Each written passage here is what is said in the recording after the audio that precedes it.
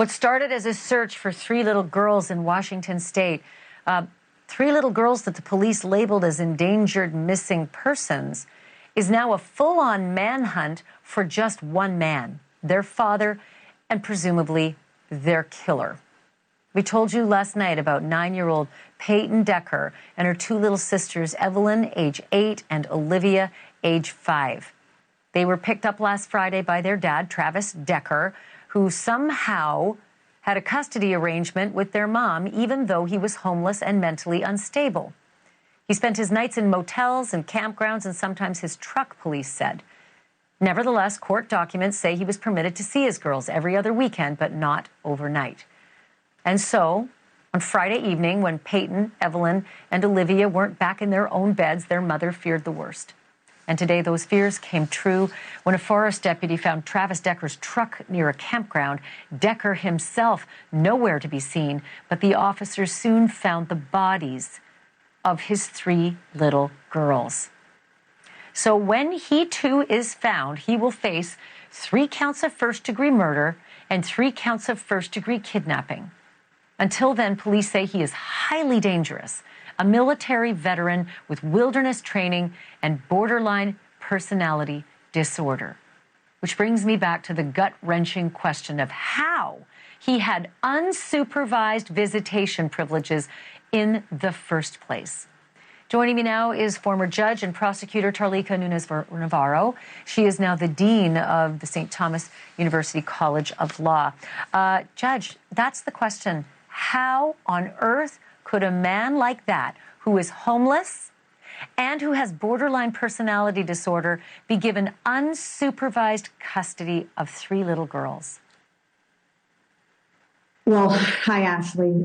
Thank you for having me on. I wish it was under different circumstances. This one is a tearjerker, and my heart goes out to all of the parties involved. As a former judge, I can tell you, every night we go home making sure that, doubting and thinking, what could we do differently, hoping that something like this doesn't happen. Many cases look like this on the front end, and they don't end up like this. And many cases don't look so bad and they end up like this. And so it really is shameful knowing that this could have been prevented. So, when we look at visitation rights and creating parenting plans, always have to think about the best interest of the children, which also means weighing the consideration of that child's right to have the father and the mother both in the lives of these small children. And so we look at many factors. And of course, there were a lot of red flags in this case. And that is the sad part that we're dealing with here.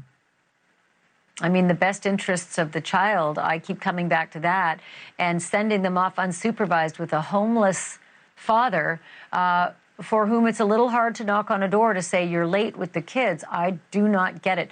Which brings me to my next question. Not that a wrongful death lawsuit and massive settlement would ever make that mother whole again, but is that a possibility here?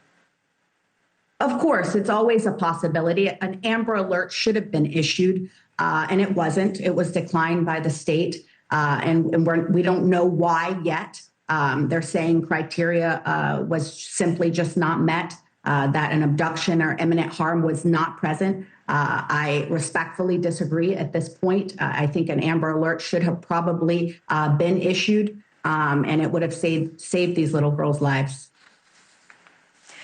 They say no imminent threat. Rarely does someone grab the children, make the threat, and then run. But maybe the grabbing didn't happen.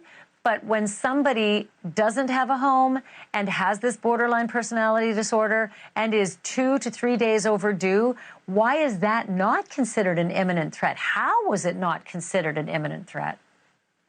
Exactly. We have a homeless vet who is clearly on the decline. He had lost his housing. We know that he had been diagnosed previously with the borderline personality disorder. He had been ordered anger management and failed to do so, according to the court filings, and also failed to conduct a mental health evaluation as well. So we have all of these red flags. I would think that the law enforcement officers would take this into consideration. And I can tell you what, if I'm the attorney for that mother, I'm going to make sure I want to know that every single protocol is followed here. And if I'm the attorney for this guy, if he's ever found alive, good luck with an insanity defense, because he ran and he hid, which usually means insanity is the farthest rung you can reach for. Judge Navarro, great to have you. I so appreciate it. I wish it were under better circumstances, but thank you so much. Thank you for watching. Subscribe below and download our NewsNation app right now on your phone, and you will get fact-based, unbiased news for all Americans.